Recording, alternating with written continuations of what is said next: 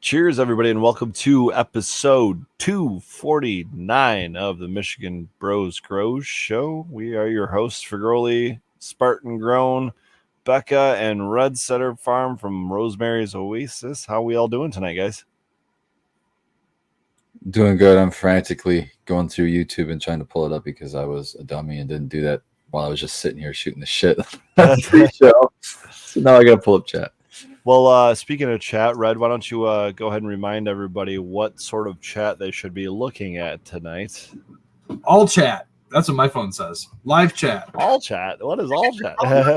It's a new one. Change. It's no longer live chat. Oh, man. Well, I said live chat. Well, I'll just keep calling it live chat until they don't let me. Make sure you give it a thumbs up, too, and I guess subscribe if you haven't already. In the description, you should be able to find links to all of our pages, maybe YouTube and or Instagram at least. And yeah, how we doing, guys? I mean, like, what's going on? We had an event yesterday that was something a little different. Red, you want to just jump right in on that one? Yeah, Third Eye Craft Affair sesh, salutation sesh, which was a little bit more of a sesh style. We all came and we hung out with backpacks and duffel bags and kind of had a sesh. It was very fun. No vending tables or anything like that. Literally just like hanging out at communal tables, if you will, as if it was in a cafeteria or something. And it was actually kind of cool. Normally we spend most of our time standing. This time I spent most of my time sitting, and I actually had to stand up for to get those stretches in and stuff versus like sitting down to take a break. But it was pretty cool because I brought the Puffco, and we were sharing some dabs, and we actually I had 321 Genetics on one side of me, and Big Jar and his wife next to me, and Red Setter next to him, and we just were passing stuff down the line left and right all night long. It was great. It was a cool experience. Yeah, dude, it was really cool. We had 321 Genetics in a row. It was like boom, 321 for Growly. Big Jar was hanging out and his wife, and I was sitting there. We had Hollandaise next to me, and fucking Highline next to him, J-Mac. It was a fucking good old party over there, and of course everybody showed up, man. And shout out Big Jar. He I know he brought you guys I think a double-sized bag through of garlic. Hopefully you have it handy. Looks like you do. Hell yeah, show us what's inside, because he grows, I don't know, I think a couple hundred heads of garlic every year or something like that. I know he's trying to increase his production, but yeah, they're serious heads. And look he's got markings on them because they're like all different kinds. Like each one is practically a different one. It's really cool. Yeah, so he gave us a couple of each variety for eating to try out, and then for planting. He's my garlic knower. He's got all like the garlic knowledge. Guru. It's the plug, the garlic plug. And so I before I pulled my garlic, I was like, "It's time, right? Like, is this when I should do this?" And yeah. Our garlic was pretty tiny this year that we did out in the new plot. Didn't have like any real fertilization in the yard. We didn't do anything except create the bed with what was there. We flipped the sod. That's all we did to make the bed. I flipped the sod, and then we planted right into the bottom of the sod, essentially. And the end of last season, I don't know, early November. So we had like 70 come out of there, and they probably have 6 cloves, but they're smaller. Things. They didn't get watered at all. Just the rain. The stuff that we grew here in the garden, that's very fertile, where they were huge. They were lovely. So I don't know. I'm thinking maybe we'll eat all the garlic from the farm, the smaller stuff, and then plant all the bigger stuff and all this stuff from Big Jar. Kind of keep them separate, but treat them a little better and try to do more. Now, what does the process look like for planting what he's given you? I assume it's what you're going to plant is similar to what you just showed us. And also, I don't know, I know he's the guru on this, but you probably have significantly more knowledge than I. He said it was quite the challenge to grow garlic from seed, unlike most things. I've tried onions from seed. That's pretty difficult too. I assume it's kind of similar. And he said it also takes an absurd amount of time where it's like kind of not worth it. I don't know. You got any input on those two things? He mentioned that it just has a low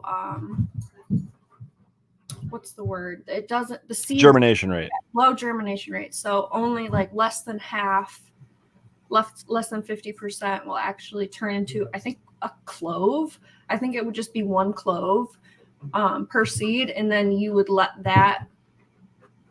you pull that and let them dry. I don't know. I think it's just a longer process. Just leave that in the ground and then harvest it the following year. Yeah, We have the flowers on our Season elephant ticket. garlic, so we can get seeds. So we're gonna try that out this year. Yeah, we're gonna, just let them go and get Elephant more. garlic specifically because that stuff's super expensive.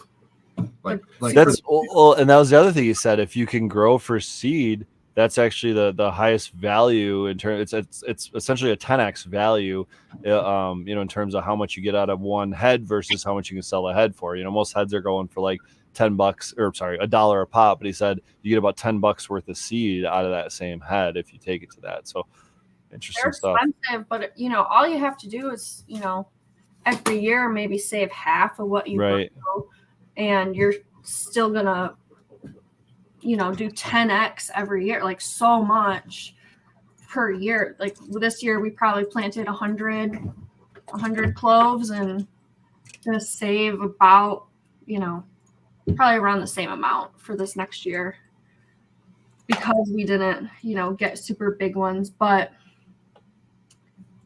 yeah, so this will cure for the whole, whole summer.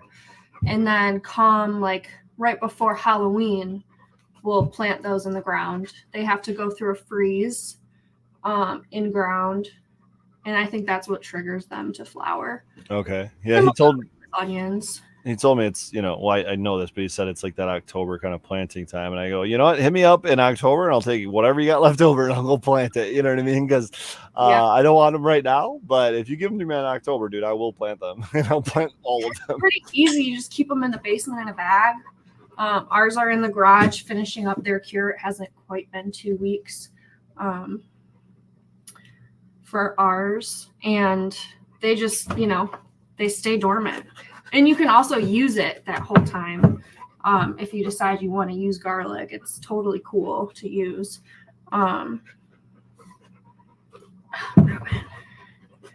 you guys made anything with garlic as like the main ingredient, if you will, or like something based on garlic? He told me about a garlic meringue that he got from a Lebanese restaurant, and that kind of blew my mind. It's too much. Ruben's being crazy. Sorry. I did a garlic scape salt. Oh, there you go. So How'd you grind the salt? the scapes. I put it in a food processor. I used Redmond salt in the food processor, and then I baked it on like 200 for a couple hours to dry it out. And then I pureed that again to get it, a little bit finer, less chunky. Mhm. And I made, what's that size of jar I made? The big one? Quarter. A quart jar full of that. Nice. I use garlic salt or garlic powder all year in everything I cook. So I've been subbing that, haven't had to buy it. And I made a lot more. So I think Yeah. it'll last longer. You get a lot more growing your own garlic than you do just from buying clothes at the grocery store. And that's actually, that garlic, it tastes just the same. It doesn't have some of the same compounds. So I think for people with like garlic allergies and stuff, it's actually okay. And it's not as easy to just grab garlic from the grocery store and try to grow it, because a lot of garlic from the grocery store comes from down south, and it's a soft neck variety of garlic. And up here in the north, because of our harsh winters, we actually need more of a hard neck variety of garlic. It's basically what you see in these bags of hard neck varieties. The hard neck varieties are tolerable of, heavy permafrost like we get up here. The down south soft neck varieties, I think, are more common in the grocery stores. But if you can get to a farmer's market anytime this season, you're very likely. I mean, there's a lot of like farmers market farmers that are brokers, and they're pushing vegetables from all over the place, but you can find local vegetables there, and that's their best bet. Otherwise, seed garlic, like there's garlic seeds, which are little black seeds like onion seeds, but there's what's known as seed garlic. If you go on like if you go through a garden catalog and like Baker Creek, try like for example the elephant garlic that I got from Baker Creek. It was like $30 or some crate, $25-$30 for like 3 bulbs of garlic. Like they were like $10 a bulb. I mean, you're talking like $1 a bulb at the grocery store, right? I mean, this stuff's stupid expensive. So I mean, that's kind of why we're trying to get as much of the seed as we can out of it, because we really didn't do too well of getting them to grow and getting the garlic. We only got a couple when we bought them. You know what I mean? I could have spent $500 and got more. Yeah. You know, that's crazy. It's a crazy cost, but they're huge cloves of garlic. Huge cloves. Huge cloves. You know what I mean? Like very little like wrapper to deal with, and they pop right out of the red. So it's a great garlic. I love cooking with that garlic. At least I really like making pickles and shit like that with that garlic because you get a really huge clove to use. But that dormancy that they need in the wintertime, they need that. They need to actually establish a root. They need to that's why you got to plant them in like October before it freezes. A, so you can get into the ground, but B, you need at least a couple of weeks of like warm temperatures for them to start to root and start to grow. And then when the frost and the freeze comes, they go dormant and they stop growing. And then, you know, all winter long, they might poke out if we're a stupid warm winter like we've had. They might poke out in early February or something like that. That's kind of when ours started to poke out, was like mid to late February in some areas, but fortunately it was warm enough that they didn't die. We covered them with leaves too, so they kind of had some protection. Yeah, I mean they'll pop up through good mulchings, things like that. You harvested potatoes yet? Potatoes are done. Yeah, we've been harvesting some potatoes. Started. I have most of the whole plot to still harvest. We're kind of just storing them in the ground right now. We don't have any like rain in the forecast for a few days, so we're just kind of letting them chill for a little bit. And it's kind of the nice things about carrots and potatoes and shit like that. And yeah, you can store them right where they're at. Store them, right, especially if you can get them. If you can start a crop like now and get them up and going, by the time the frost and freeze comes, you can just leave them in the ground all winter. Is that a 1 gram jar? Are 1 gram jars back in style? What? Was that a dab in that jar? Was that one single solo dab? Red says. It might be 3. For me. I absolutely love garlic. I love garlic because it's a source of iron. I love garlic because of its good for you. Well, its energizing qualities. It's known as the hiker's snack. Eat a raw garlic clove while hiking, you get a little boost of energy. There's something in garlic. I can't think of what it is off the top of my head, but there's compound in garlic. Do you want to take a bet on whether or not it's a terpene? It's probably a alcohol sulfur ester. It's some sort of organic. What do they call it? Volatile organic compound. Volatile sulfur compound. Whoa, Ruben's over This here. is getting dangerous. Well, Sit. I'll do a quick Google search here. Garlic gives you energy. It's a superfood that provides numerous health benefits, including improved immunity, athletic performance, heart and brain health. To get the most energy from garlic, it is best consumed raw or lightly cooked. However, garlic supplements can also be beneficial to take it daily. It's many health benefits. Important to consult with a healthcare professional. Blah blah blah. Garlic is a potent natural ingredient. Why is it not telling me exactly? Garlic raw is hot as fuck. It's pretty fucking hot and spicy. It's hard to consume it straight. Like if you just took a clove and just chomped on it. Ooh, well, we got this like spicy chili garlic from Big Jar. I forget the name of it, but it's actually like a spicy breed of it, I guess. It's like roots like to be spicy, you know, like the radish root, the horseradish root, the garlic clove. There's I mean I guess carrots are more sweet, but you definitely got a nasty hot carrot. Sorry, dangerous.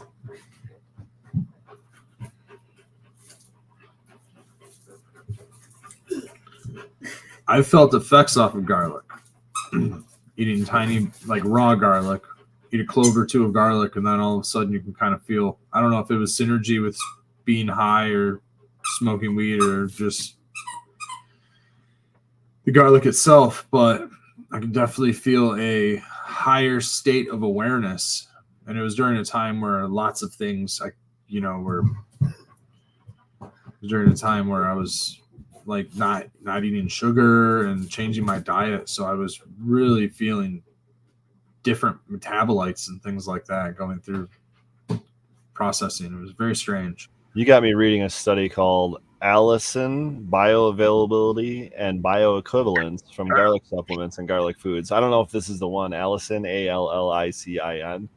I'm still reading, but that's one of the ones they're that's the compound. Is it? Listen, yeah, it's common it's in garlic, but I think it's also in a lot of the other alliums like onions.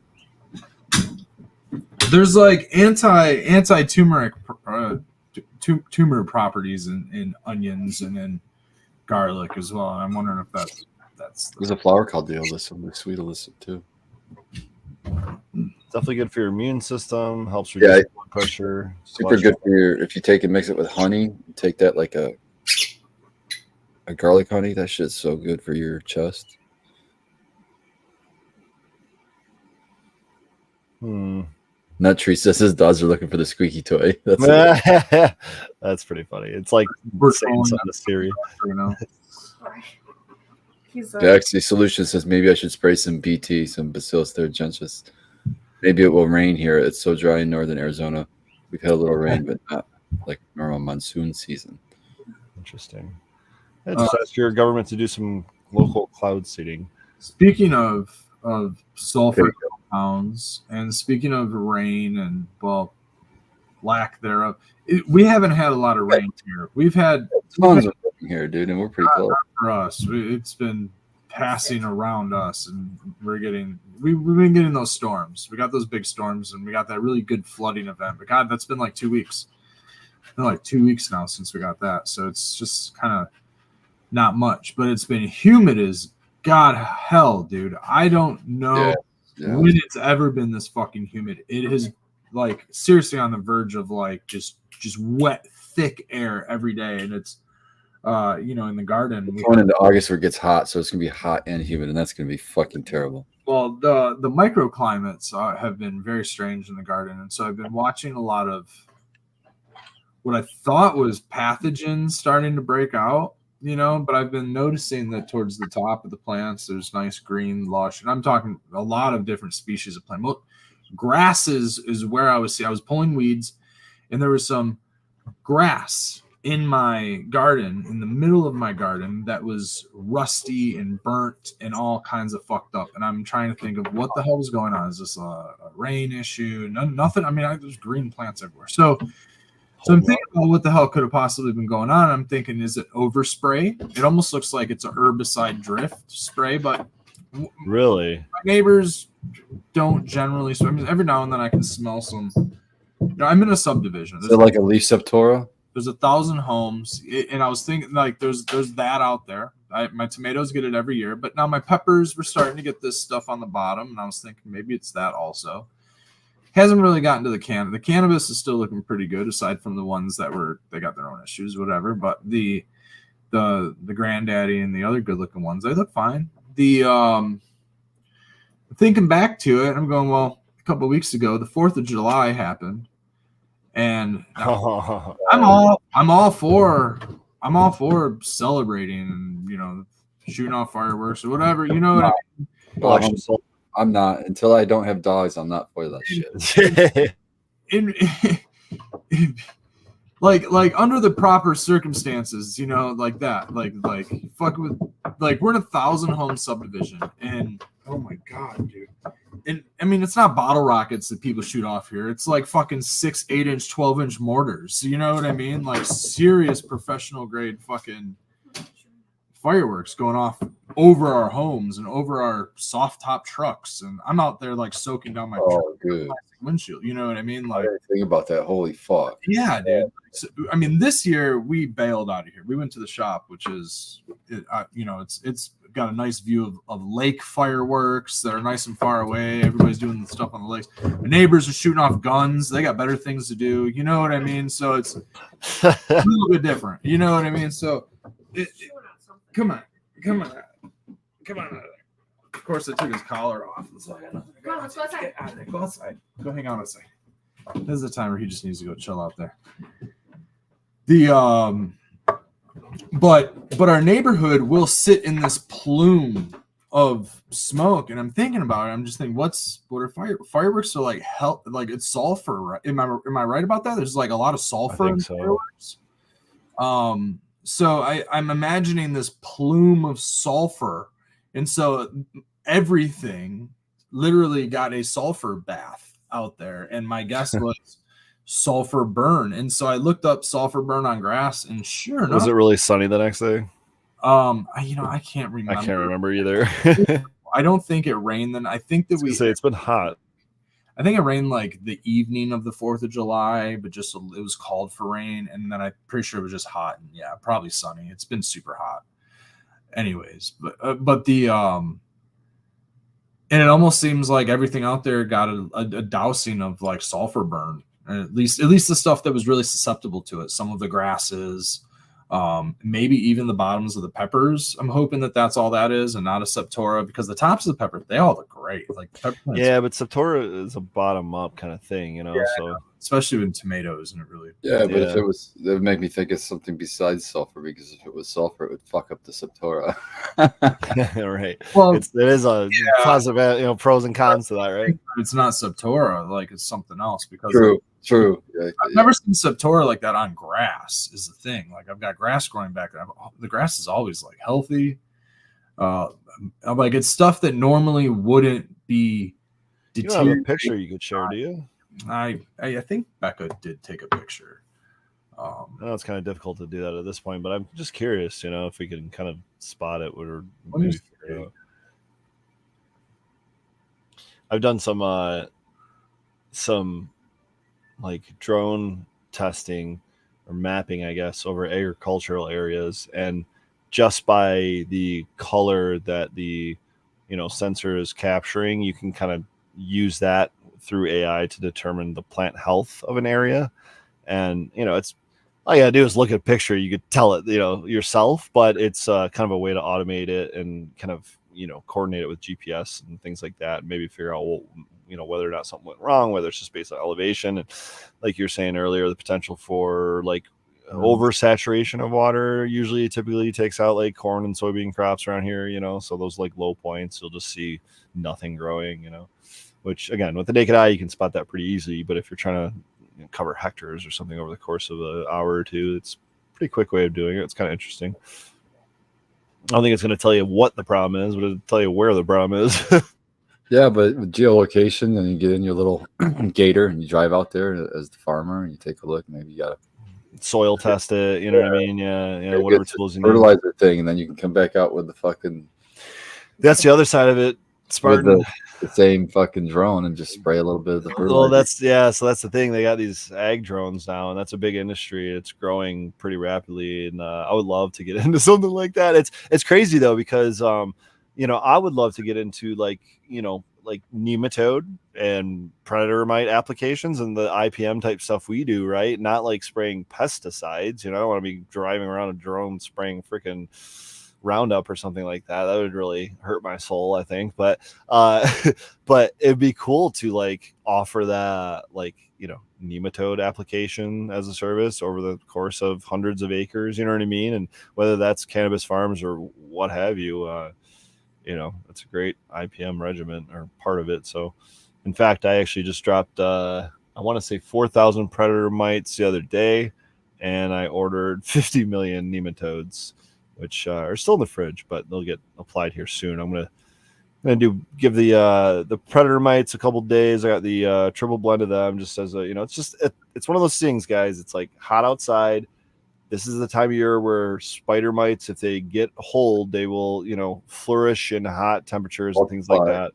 Yep. And so I just got the special blend of, I think both the predator mites and the nematodes, and I'm just going to hit my garden for the first time in months with a heavy IPM regimen just in case, because I see that shit and it makes me nervous. And I just know it's this time of year and it can happen every year.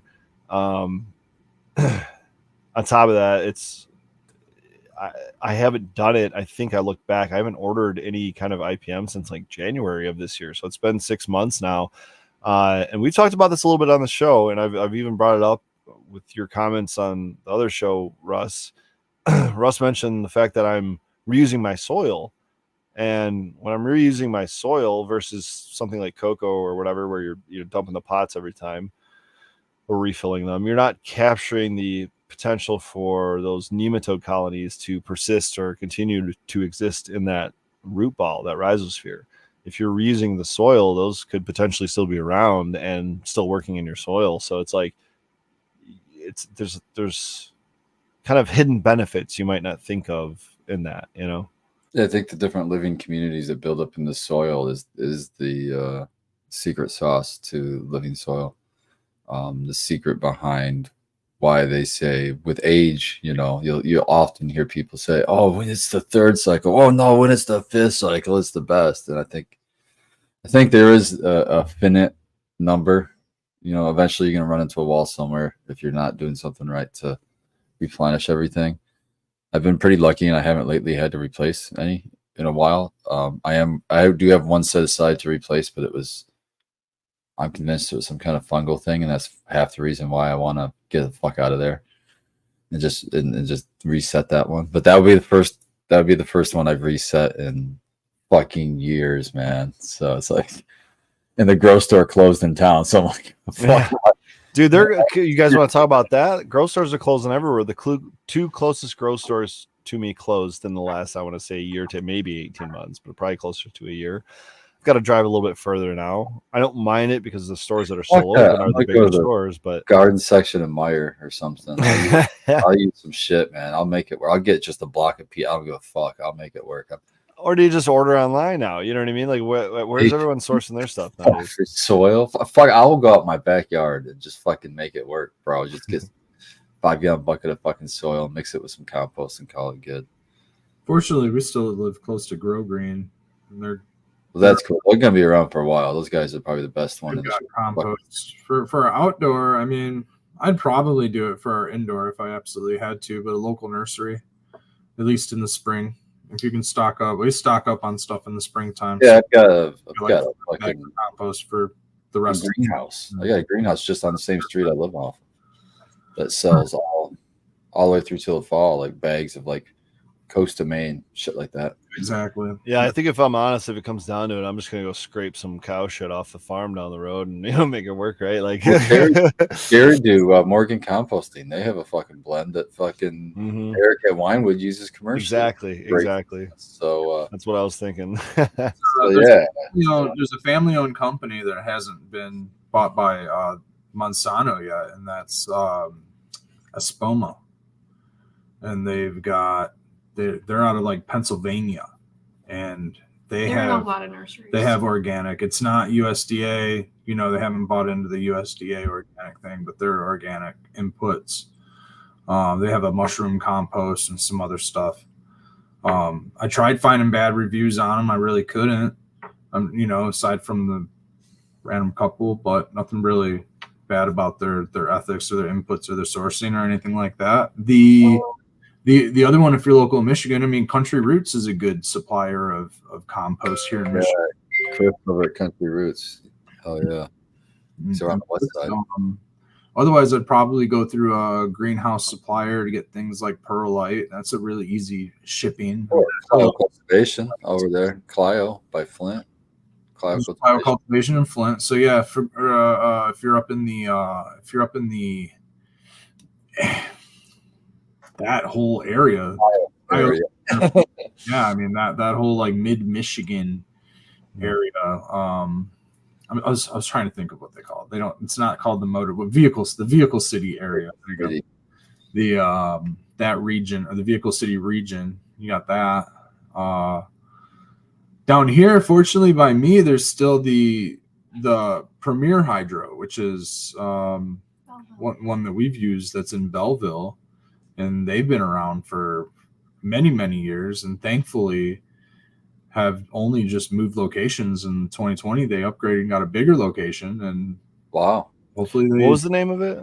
that was Premier Hydro. It's right on Belleville Road, south of 94, like right south of 94, right Like before in town? no, just outside of downtown Belleville. Oh yeah, I've shopped there 94, before. Downtown Belleville, there's a little, Yeah, I shopped there for a bit, dude. yeah, it's a good spot. They know everybody in there, They're man. nice people. Yeah, it's super cool. That's good to hear they're still around. They were the only. Shout out to Daryl Ann, manager up in there. I'm trying to remember. I think they were the. Angie. So back in the day, I'm sure they still do it. Canna Nutrients. They would Oh, selectively. yeah, those fuckers. Yeah. Regions. Only a certain grow store could have them for a whole region. Yeah. And I'm trying to remember if Premier Hydro. I think Premier Hydro was one of the ones. Was the one that had it. Yeah, they had. And Yep. yeah, so that's I think why I shopped there when I was in that area. But They also had. I would go there to get Canna in the bags for the longest time, and then there was a spot down the road was in Ann Arbor, was on like Ellsworth or some deep Ann Arbor, maybe on Washtenaw, downtown at Washtenaw State. There was a spot that had bricks. I had to resort to bricks for a while. It's North Ipsy, isn't it? Well, nah, yeah, it was kind of Ipsy, but they were like one of the other Canna retailers. It was, I don't know, it was a little more in Ann Arbor, I suppose, but it's there's a fine line over there. It's like it was like the Platte, Washtenaw area, almost State. It was a little closer to the a little further in Ann Arbor, but they had it for a while. They closed down. They were one of the first shops to close down. They closed down like immediately 2020, like maybe right in the beginning of 2020. They were like done, and then like there was almost like a boom in growing for a minute there, and like the shops almost seemed like they were doing good. And then the other shop over here by us that was always the popular was the Grow Show, and they had commercials on the radio. The old radio commercials. If you lived in Metro Detroit, they were what was it? It was like grow some pot of tomatoes. yeah, with a guy that sounded like he's been smoking cigarettes and weed for 40 years. Oh, wow. Grow your own pot of tomatoes, and it was the Grow Show commercial, and forever. Yeah. And I shopped at the Grow Show.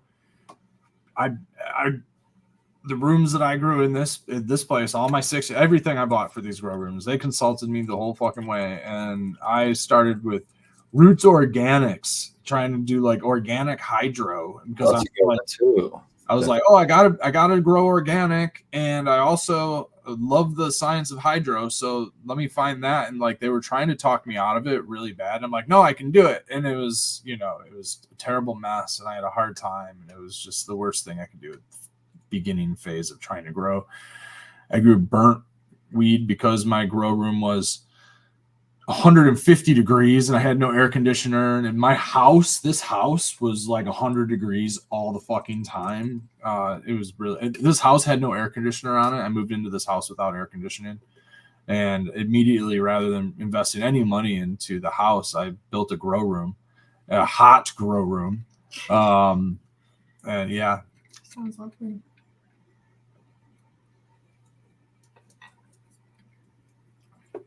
but the Grow Show was the spot for the longest time. And then I started going to Premier Hydro because they hooked my buddy up with a solid discount, because they had a couple of good operations and we're getting like kind of commercial discounts from them. And so I would use their discount code. I started going through them, and over time got a good reputation with them and started getting the same discount. They had a couple different discount tiers, and nowadays it's just basic, whatever. Most things aren't even discounted anymore. Like you could maybe price match some stuff. Like everybody's hurting so hard now. Like it's tough, man. They used to give you discounts for medical. They'd give you discounts for caregiver cards. They'd give you all kinds of discounts if cool enough. Baked pissed me off today. I hope he's watching. Baked. Baked? What are you doing? I was over at his place because I was over at Trichome Forge, and we've got another like wall up in the flower room. We've got about 2 more days worth of work to button up that last flower room. But on his counter, he had sitting there like the most massive jar of mammoth container of mammoth pea, like the commercial size, like fucking massive. I don't know if it was a gallon or what it was. I was like, what the fuck, dude? And he goes, I said, what are you doing, balling? And he goes, nah, dude. He goes, oh, I forgot to tell you. I'm like, what the fuck you? I'm like, what? What did you forget to tell me? He goes, you know the grow store, GrowGen, the last grow store, because we've had 3 and 2 shut down, and then the third one was bought out by GrowGen. I said, yeah, GrowGen. I said, I haven't been in there in a long time, but I know of it. And he goes, yeah, because it's not there anymore. I'm like, what? And he goes, they fucking closed down and everything was half off. I'm like, the fuck, you didn't tell me? He goes, nah, I forgot. He goes, I was telling everybody else, but so he got all his shit, you know, he stocked up on a bunch of shit and he got it all half off. He was hoarding it. Yeah, like, that's killer. That's cool. But yeah, there probably wouldn't be a lot that I would get, but I would have got some shit. Damn. Right. Even just scissors and whatever. Like yeah, just I would. Yeah, utility definitely got some fix-up. scissors. Maybe another trim tray. Maybe depending on what that cost is, half off. That's hard to fucking Root Riot plugs, maybe some cloner trays or domes. Like just, kind of. That's a topic I should bring up. Root Riot plugs, specifically that brand Root Riot, has been. I've heard 3 people now tell me specifically, even commercial level, having issues with root riots and cuts not taking in them, like getting some kind What's of a the problem? fungal, almost like a dampening off, almost like a fungal or a bacterial infection, and they just get wilty and fucking fall over and actually die. Are they keeping them too moist? The fix is to fucking boil the motherfuckers, because and that seems to make them work okay. So if you have root riots, you might want to boil. It doesn't sound pleasant to try to do it outside, but to boil them, because I'm sure it's gonna stink like fucking all get out. Yeah. So I'm trying to find. I'm doing alternative like peat plug, just the little jiffy plugs, or right now I'm actually doing a test of just taking cuts, putting them in a cup of water until they start to root, and then just put them in a cup of like a your traditional jiffy cup of just soil, just the media I'm going to go in. So whatever media you're going to go in with, just like a rooted cut like that. Mm-hmm. Just avoid them altogether and see how it goes. Yeah, I mean, I've gone back and forth on them, but I, quite frankly, recently have been extremely successful with them. And bro, we lost a bunch of cuts at the Trichome Forge because of it. Really? Yes. Okay.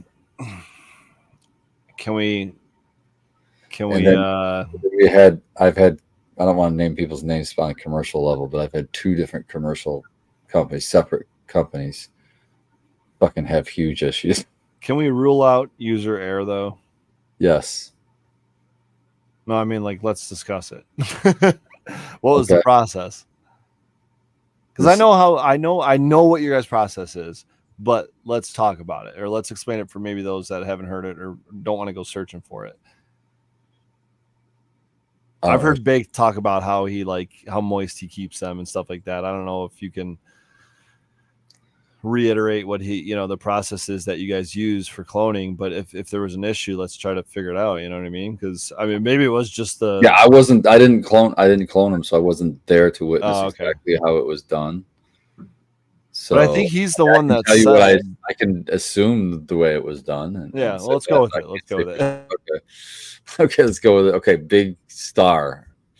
I'm assuming the way it was done was he just took a bunch of cuts. Do you guys use domes? Yep. I didn't used to, but I do, and it's just way better to do it with domes. I'm not a fan of domes. I found it to be better without. I have a higher fail rate using domes than without. I just keep my blocks. Funny. Yeah, you're keeping them too moist. They just dry out faster. Yeah, but when I just took a cut and put it straight into the fucking soil, and it actually took just a cut straight into the soil without the water stuff, without a dome. without the fucking leaves being cut. Yeah, I found that just the stem needs to stay Fuck, they should not have done that. They did it. moist. They stay praying and they stay up. And How long until you guys get like roots that are coming out like at the bottom? I guess like not Put it in a fucking solo cup, so a clear solo cup, and so until I could see the roots on the edge of the cup, So No, I'm talking about with a dome, peat or Jiffy pellets, whatever, peat pellets, root right cubes. Oh, the regular procedure. You're asking how much what? Well, if you're not using a dome and you're just keeping the tray soaking, if you will. No. I'm not doing that. No, I know, but Red is. And Okay, so I'm curious to know how long it's taking to get roots on those ones without a dome. 10 days to 2 weeks. Okay. Range. And that was my experience too without a dome. And then, dude, I've been really going pretty hardcore with these this like dome method because I spent years not using domes. Like The problem is hardening off. If you're busy and you can't tend to hardening off properly, like there's no way to automate hardening off. You know what I mean? If you keeping them moist if you're not around. 100% humid and you remove that dome, they're going to go limp really fast, changing over to like a 50-60% humidity. So I mean, I'll take that extra few days. I'm in no hurry to get roots. You know what I mean? I'm not under that strict of production where I need to get roots every 5 days or something like that. I'm just going to go down that road. I'd rather take the extra time and do it slowly and not have to worry about fungal issues, over moisture, or any of that stuff, because they'll get roots just fine if I just leave them for an extra 4 days. You know what I mean? And I won't have to deal with wet leaves, like leaves being all wet and crumpled inside of a dome. Plants want to breathe and respirate, and once they do start getting those roots and stuff like that, they're going to want to start to grow. And well, you say they want to breathe and respirate, which is true, but they also don't want to be sitting in water. We're talking about a situation where we're trying to grow roots. It's not like the normal situation. It works, though. I can tell you they were not in that situation for sure. So I mean, if it didn't work and I had fails, I get 100% success rooting that way, and I get probably 60% with the dome. So I mean, it's just the way that works. It's not like soaking wet. It's just cubes. It's wrung out. Wet. Yeah, but do you keep water or some sort of solution, let's just call it liquid, in the tray, like kind of? No, because the cubes are all elevated. They're in those little weird. I use those weird elevated orange. Those things are so expensive, bro. That's what I would have bought. It was probably I bought them 10 years ago when things weren't that expensive. So. Yeah, what are we talking about? I'm going to try to pull them up. I think they're Root Riot. They're the Rockwell Cube inserts for the clone. Grodan, I believe they are Grodan. Maybe they're Grodan. They're like they're usually a couple colors, but they're usually the ones I have are brown. Like they fit in. Okay, I'm like I don't know, 48 maybe. I use those as Root Riots, and that's what we use at the Trichome Forge. We use those in a tray because then we don't put them in every square. See, we can put them every other square, and we can check a board. Yeah, that's what I like to do. I like to put them in. I'll put like 3 in a row, and I'll do like every other row. I'll just put them in like every other row and pop a few in there. And then we just do the squish. He likes to sometimes do the hear test, but I like to do the squish test on. I'll pinch the corner of one and see if I see moisture. If I don't see moisture, you can tell when they start to dry out by looking at them, right? And we pick them up too. We feel so light. You're like, whoa. You want it to dry a little bit, right? Because that's when it's going to push roots are like search for water. So I think it doesn't. We don't keep them saturated completely the entire time. I go in there about every other day, and I cycle. Dunk them. Yeah. After they're producing roots, they're definitely going and looking for that moisture. Yeah. But here's what I find, especially like a lot of people run their veg rooms more humid and warmer than I do. Mine's not extremely humid because I've got a lot of strains that are just prone to powdery mildew at 70+% humidity or maybe 80% depending on the temperature. So I like to kind of run my rooms 60% or so humidity. If I'm not running domes on there and it gets down into the 50s or lower percent humidity, you're kind of just relying on the water and the moisture that's in the tray. And if you're not keeping water and moisture in the tray, they can dry out kind of fairly quickly, especially once they do have roots.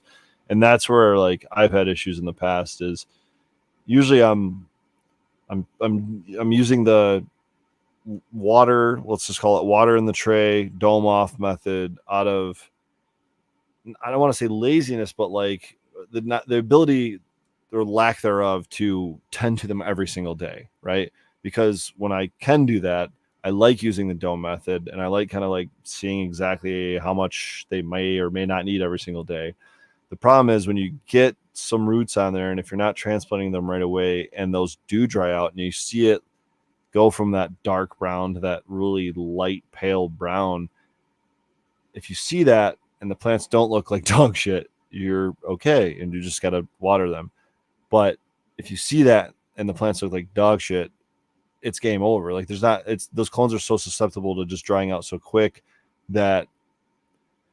that's where the dome comes in handy. That's almost the buffer kind of after the fact. It's not so much about getting the roots going, I don't think. I think it's more about like keeping the roots expanding or expressing themselves. I don't really know how to explain that. Yeah, there's a point like if you let them dry out too much for sure, where I've seen them even like go crisp at the end. Mm-hmm. They will still come back, I've noticed, but they're not gonna be the best looking plants. So I don't know, is your dome all the way closed? Like all the vents are closed? For the first few days, usually it's like enough that while I'm taking off and tending to them like every day or maybe every other day at the or least or whatever, that's kind of allowing the air to refresh or whatever. But Red's right, it's moisture on leaves. If you got leaves overlapping and you got some moisture on the condensation on the inside of the dome and all that, it's definitely a very humid environment. I don't have a problem in that when they're cloning. It's when they're in 5 or 10 gallon pots and it's an environment like that they're like, okay, what's happening now? We don't like this. But it does seem to help them root. I don't typically open up the vents on them because by the time I get to the point where I need to open the vents on them, and they're just ready to be transplanted. Yeah, we do use a dome. I think and it helps keep a little moisture in, but we prop it up so there's more airflow, and we open the vents, and that helps, I think, a little bit with how fast it dries out, but we don't always use them. But we have that when we do that, it's at home, and so we can look at them every day. Mm-hmm. We are making sure they're not drying out. I did it probably last year. I took a whole tray of rainbow driver clones in rock wool cubes and didn't put enough water in there, and we left them out at the shop, and they were all donezo. So it's not. It's gotta something we do every day. Yeah, they need the moisture. If they don't have roots and access to it, you got to provide it to them or contain it or whatever, and it's a finicky thing, man. It's honestly, I feel like cloning is probably one of the more challenging parts of this entire thing. I feel like it truly is a skill set, Can't be if you make it though. I mean, you could also, if you're not in such a fucking hurry and you're patient, you could really just stick them in a fucking cup of water, and that works like amazingly amount of times, just depending on how patient you are. But that doesn't help you with schedules. I understand.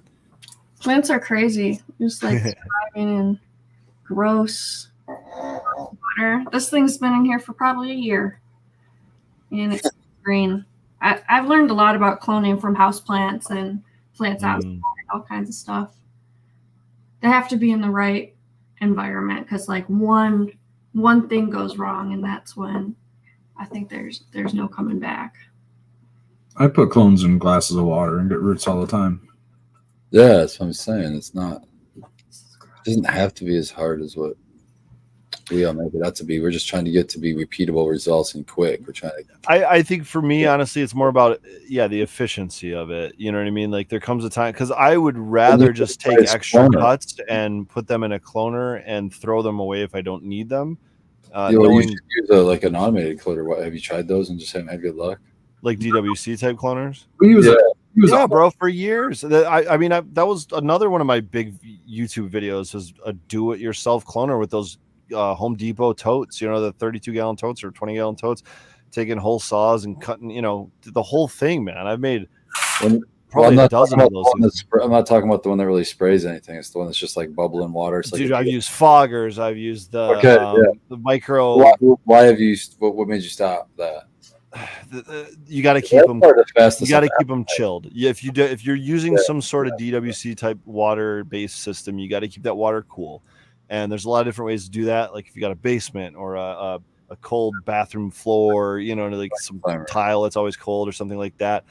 Maybe sitting on top of an air conditioner or whatever. But if you got, summertime heat and you're out and operating in like a garage or an outbuilding or something, and you don't have any sort of serious air conditioning or a chiller or anything, like good freaking luck getting success out of that. Like, like real success. It's just an uphill battle versus all the other options. So one of my reasons for getting away from that was just the potential for failure because it could either be a power disruption, a temperature change, things like that. So power disruption you get around with the battery backup. We just plug it into that and then plug that into the wall. I just do them deep enough. We had our power go out and the clones sat. Yeah, that's another thing. Yeah, that was the last couple of days in there. Anyway, because it's just like being in a glass. Bro, I understand that. I'm talking like 10 years of trying different cloning methods. If my power goes out, my whole grow room's still gonna be running. I'm okay with that, but it is a matter of preference at a certain point, a matter of space and a matter of workflow and all these things, right? I fell in love with the Floraflex cloners and their domes. They're a little taller. They're just, the plastic is way more durable than the other ones. I like the Root Riot cubes. Haven't had too many issues with them other than when I was, just being lazy about it and stuff like that. And I'm not going to blame the cubes. I think it was more user error. That's why I talked about that earlier. But my current method, man, like I've had 100% success in the do-it-yourself cloners. I've had 100% success cloning in just about everything except directly into perlite. I just one. Have you seen the sand? That one's interesting to me.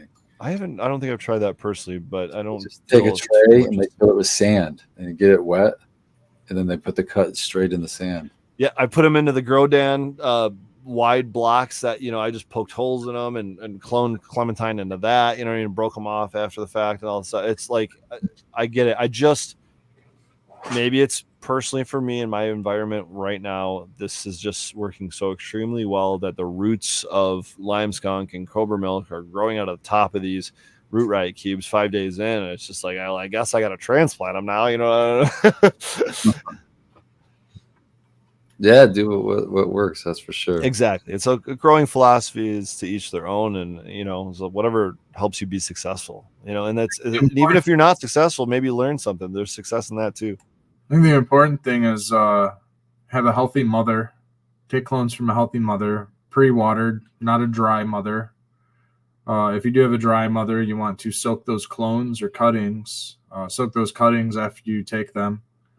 Otherwise, water the mother before you need to take the cutting. Mm-hmm. Take them in the morning. I always like doing the lights are on or closer to the morning cycle when they're waking up at least, and they're drawing in some water. Overall plant health, cleanliness is a huge one. Dude, the plant health is such a huge thing. And that's any transition, like transitory from clone to veg, if you will, or just being transplanted, or I guess mother plant to clone is really the transition. And then even maybe more important is transitioning from veg to flower. And I would love to hear your guys' input on this, because I'm just going to go out on a limb and just be very declaratory right now and say, I think the number one issue that people have in flower is due to the fact they're not putting healthy plants into flower at the start, because you're just asking for problems. You're never going to hit the targets that you're trying to, or the goals that you're trying to hit. You're never going to see the success you want because the plants aren't in as great of shape as they could have been going into flower. And there's not really a way to undo that stress or those issues once you're going into flower, like you get what you get once you're going into flower. It's all kind of like a different mode from there. And if you're starting at 70% where you could be at 100%, you're not going to get up to that 100% 2, 4, 6 weeks in a flower. It's just not going to happen. So you almost need to have, you know, ideally, obviously, perfect health going into flower. And if you're not, then yeah, maybe that's the reason you're getting less than a pound per light, you know? If you go in there needing to regenerate health, the plant's spending the time that it needs to regenerate health, triggering sex to go to flower. So it's like already doing another process. It doesn't have, you know, it's trying to do both those processes. It's trying to heal itself and go into flower at the same time. It can only do so much. You know what I mean? You're not stressing that to the point of like increasing trichome production. Fast, you know what I mean? It's going to try to do both of them and stress doing them both. I think the flower flip is a hormonal switch. I mean, you're triggering 100%. You're triggering that stress is the stress to, but the switch of hormones is a stress on the plants because we're fucking up their light cycle and doing all kinds of things to them. In a lot of cases, changing their environment altogether. And they're already susceptible to stress. I mean, any loose end at that point, if it's a sick plant, I mean, that needs to stay in veg. A sick plant needs to be, sick plants need to stay behind. Same with cloning. I mean, it's only an emergency type situation, I think, there to save some genetics possibly. But Spartan, how do you feel about putting less than 100% optimal plants into flower? Like, is there a reason to do that? Maybe it's like just schedule. It's a commercial thing. You got shareholders to answer to or something like. Yeah, I mean, I suppose, yeah. If you have to fill a room, having a plant at 70% is better than having no plant at all in a space. You know, if you say for example, you're putting 4 plants in under a light and you got two good ones and 4 more bad ones to pick from, take 2 of those bad ones and stick them and fill the spot at least, and maybe get something out of the space. I still think there's a value for a plant that's not at 100%. Yes, if you can't, but I'd like to tend to overgrow what I need. You know? Yeah, I was just thinking like, part of me is like, well, couldn't you just give it 2 more weeks and try to get the health back and everything? But then again, like probably half the reason you're in this problem or this position in the first place is because you over-vegged it. So what are we just going to continue to over-veg it? Yeah. We just had this scenario.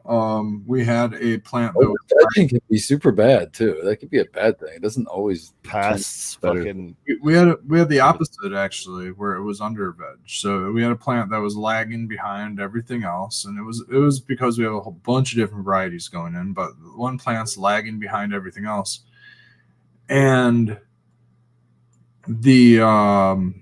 and we decided to just go a plant less when putting everything, you know, we're putting 18 plants into flower. Well, we only put 17 in and we left that plant back and we left it with the next round. And we were like, we'll just put an extra plant into the next round. And so that's what we did. And then because, well, that plant is now twice the size that it would have been going into flower, and thus twice the size, it should ultimately get twice as much volume off of it in the end. So had we have grown it out and just tossed it into flower, you know, we might have got a couple ounces off of it, but now we'll get 4, 6, 8 ounces off of it, being a much bigger plant. And it's the same. Tell them what it is. Well, it's a gold. That one specifically is a golden goat plant. Nah. Nice. That's exciting. I mean, we're well into July here, and I'm still probably gonna put some plants outside that are indoors right now. Like, kind of why not? You know, it's still. I mean, how much? I bet Red knows this. How much daylight are we getting? We just had a full moon. Yesterday? There's got to be some sort of schedule here. It won't flower yet. You're still good. You're not gonna have to worry about flowering. Well, let's veg them forever, like it's a mother plant. No. I mean, I've got a variety of plants and everything from, well, currently 1 gallons to 10 gallons that are still in veg and everything in between, including 3s and 5s, I think.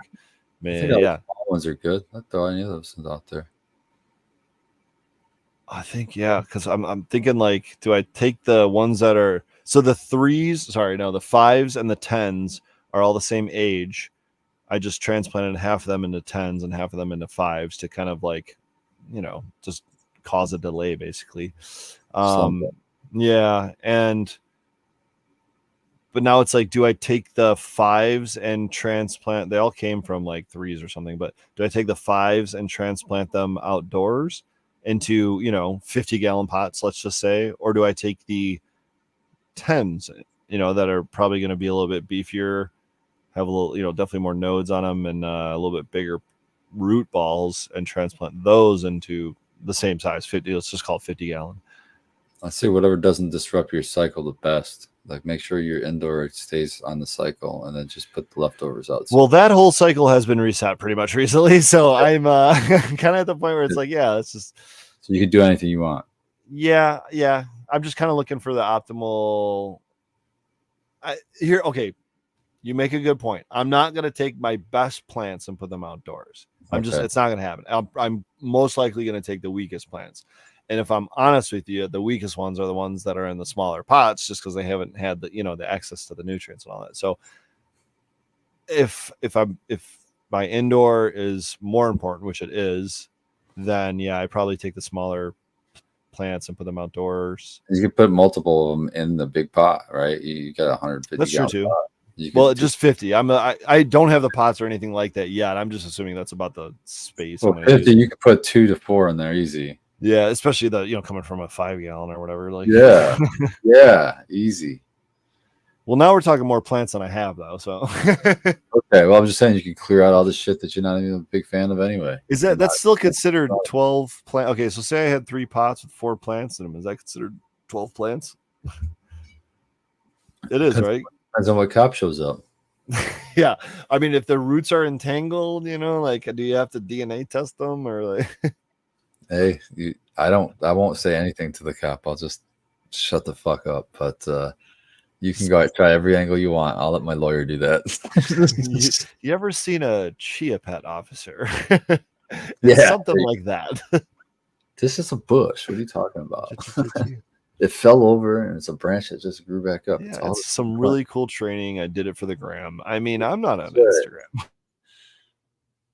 It's all the same plant. It's been vegging since last year. It's like garlic. It takes a while. No, that's what I would do. Is I would clean out the house, man. Clean the house. Give yourself more room to work in the indoor.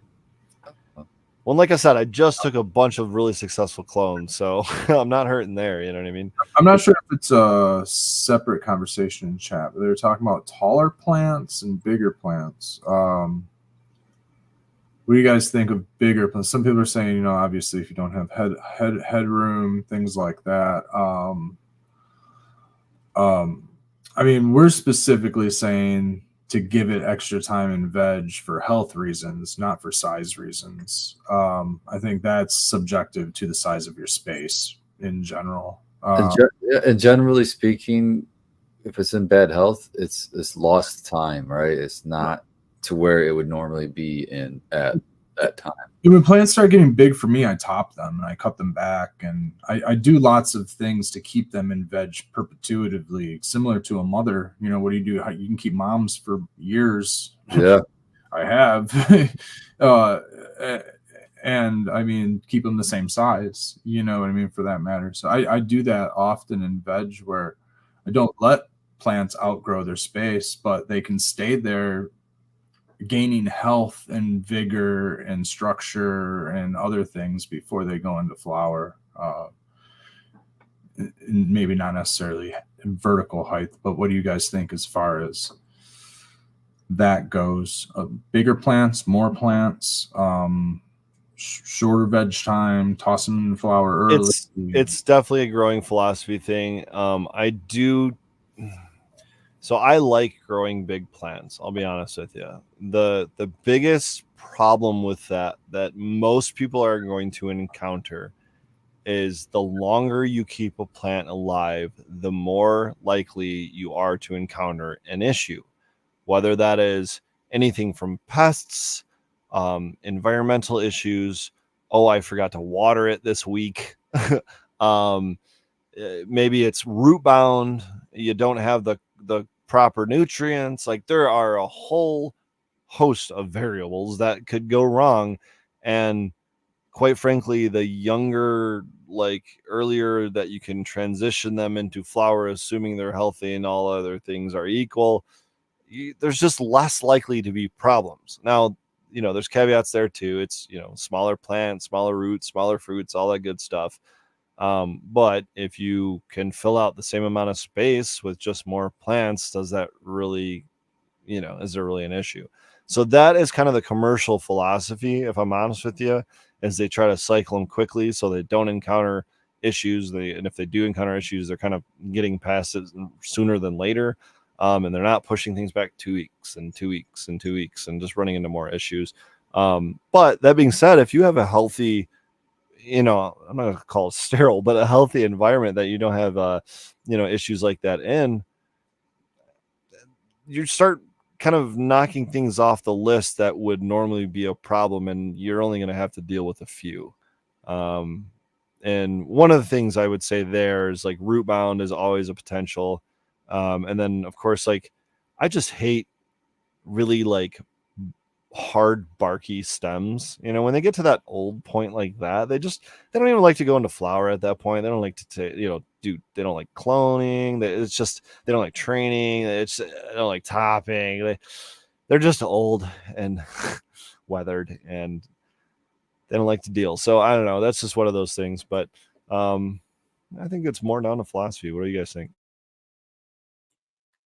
No, I'm a big fan of younger plants because they're not alive long enough to hold disease and viruses, things like that. The bullshit that's some of the most difficult to get around. And if you just take your cuts off healthy plants, your cuts are now young and healthy, and they're more apt to stay that way. And yeah, I'm not a big fan of keeping plants around like the old days with a mom plant that's fucking 10 years old. That's insane to me now to think that would be, because that plant can just be like a bank for shit. Mm-hmm. And so yeah, I'd rather not reset it. Yeah, I'd rather just take clones all the time. And my veg is crazy, man. I just up pot them when they need to be up potted, and when I need stuff to go into the flower room, I'm just taking the plants that are the biggest usually, and it's about that easy. But I'm always popping shit in there. So, I might have to cut some shit, whatever. But as long as I have a backup, or, you know what I mean? And that's the thing, too, that people talk about, like, genetic drift and all this stuff. And I'm not going to sit here and say it doesn't exist, but I haven't really seen much of it in the strains I grow. And some of those strains I've been growing for, yes, eight plus years now, including Clementine. And I've only had one person ever tell me that he saw any sort of change in like the terpene profile, for example. He did feel like, I forget the word he used, and I'll just throw a couple out there because I couldn't tell you, but it was like, sweet, tart, sour, something like that. He used an adjective like that. And he said he felt like for, a year or two, it was just to him tasted more in that direction. But I want to say maybe like 6-9 months ago, something like that, he, picked up a couple grams. He's like, oh no, this is that OG Clementine. He's like, this for some reason, he's like, I feel like this is back to that OG. And I'm like, I don't know. I don't notice the difference. You're the only one that's ever told me there's a difference, but hey, like, it's cool to hear, I guess, because I don't see anything. Like, as a grower, as a processor, as a dabber, a smoker, I've never seen any real difference. I've seen things that are more phenotypic expressions or based on the current state of my grow, right? But in terms of like a long-term genetic drift or change in potency, terpene profile, anything like that, I've never really seen that. Well, with these like, shout out to Deep Roots Tissue Culture, the services like that, there's these services that you can send your cultivars to get them scrubbed and get them back to what they were before too. So if you can't do it on your own, with one of my tricks was always to take a cut of something that I wanted to preserve or whatever, or bring a little vigor back to, and I'd grow it outdoor. And right in the first part of July or something, when they're still growing really strong in veg, I'll get one of those really strong, nice cuts. I'll take maybe a couple of those and bring those cuts indoor, and use those for the new round, and replenish them every year that way. I don't know what all it is outside. I'm sure it's got a lot to it, different light sources, and and just the pest pressures and all the other things going on outside. But I think it's something that reinvigorates a plant or a strain when you grow it outdoors, especially in the veg, man. They always look so fucking amazing. I love looking at veg plants. It's just so they just seem to just love it outside. Yeah, veg plants outdoors, dude. They express all of their phenotypic expressions. It seems like, the ones that get purple are just way more purple. The ones that are, you'll see shit that you don't even see indoor. Like you'll see like the papaya strain got the purple pistils or pink pistils outdoor, but you don't see them at all indoor. We grew a cut of the same fucking plant and it wouldn't come back. I was just like, that's insane, man. Our granddaddy's, I've had this clone since 2000. I think I got it in 2015. And so I'm going on a decade. And this is the biggest it's ever been outside. I mean, granted, I started with a rather large mother plant, but it wasn't in. It came out here from being in hydro. It was cut back, really, really, really cut back. It's already like 6 months old, maybe the better part of a year old. This fucking thing's massive and just vigorous. And the flower, actually, this round of flower, we've got the biggest flowers on these plants we've ever had. And I've been holding this clone for almost 10 years. And it's been in a couple different grow environments. This grow environment that it's in is better. One of the things that I've been doing is tossing them under our metal halides and veg, sticking our moms under those for up-potting them, giving them a better environment. It's just a little bit of different lighting. I don't know if the lighting's less intense, less direct. Has a little bit of UV in it. I don't know what's going on, but the metal halide seems to reinvigorate the plant. Maybe it's the spacing. Maybe it's opening it up a little bit, separating it from the rest of its sisters, stepmothers, or whatever they are in there. But fucking A, they come back, man. I like taking my clones from the tops. I don't know if there's any other way to do it. I don't know this. I know that there's been studies and some science about where taking clones are, but that's the my top. understanding, the genetics are the genetics all the way through. But the top of the plant just seems the most healthy. It seems the least to have any pathogens or problems. And if you look at the science behind tissue culture, propagating the healthiest part of the plant preserves the health of the plant. So welcome, Tara. What's happening? How are you? Nice colored shirt. I see you representing Team Purple here. Yeah, cheers, guys. Just getting in from work. About to take a dab right now. Cheers. Welcome in. Awesome. Cheers, just in Clementine to the dome. What's up? Nice. I'm getting a bowl packed up. I'm out of dabs. Dankrupt. Oh no. Yeah. Tara, when will you be around? Hash time. I know. I'm trying to meet up with Baked, but right now I'm working 7 days a week right now, so I don't have any time right now. How's that going? Good. I'm keeping busy, but the new job is really good. Worked Saturday. We had a transfer into the room. So put down I think we did 1,200 plants that day, 3 emitters a plant. So shit. Adds what up. Size? What size media? What kind of media are you guys using? Whatever you can share. 2 gallon the plastic, the little bag pots.